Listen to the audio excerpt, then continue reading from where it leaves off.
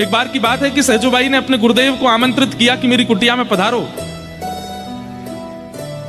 कहते हैं ठाकुर जी बोले आज सहजो की भक्ति की परीक्षा लूंगा मैं। कैसी परीक्षा हुई कि सामने से गुरुदेव आ रहे हैं और गुरुदेव के ठीक बगल में देखा ये कौन आ रहा है, तभी देखते हैं कि श्याम सुंदर चले आ रहे हैं, ठाकुर जी भी आ रहे हैं।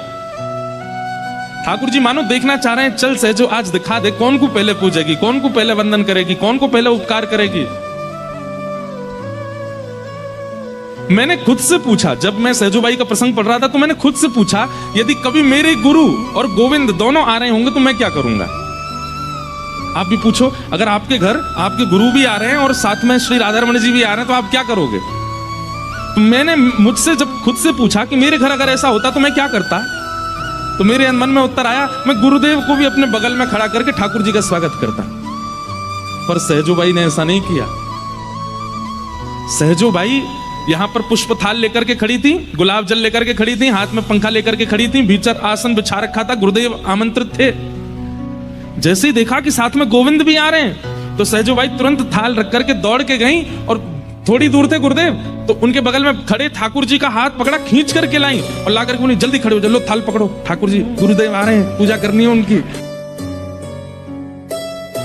ठाकुर जी बोले सहजो भगवान हूं मैं, ये तन मैंने दिया, जिस तन का तू भाव रखती है ये तन मैंने दिया तुझको, ये आत्मा मैंने दी, ये बुद्धि मैंने दी, ये नेत्र मैंने दिए।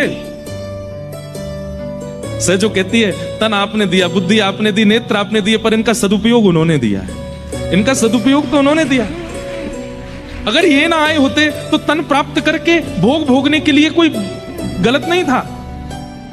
तन तो आपने कितनों को दिया है, जीव आपने कितनों को दिया, आंख आपने कितनों को दी, कान तो सबको दिए, पर वो अपने समस्त अंगों से गलत क्रिया कर रहे हैं। इसलिए तन देने का अभिमान मत करो ठाकुर जी, चुपचाप खड़े रहो, गुरुदेव आ रहे हैं। ठाकुर जी स्तब्ध हो गए सहजोबाई की भक्ति।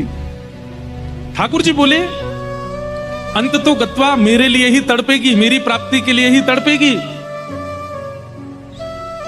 बोले तड़पूंगी क्यों, बोले क्योंकि मेरी प्राप्ति करना ही जीवन का सार है।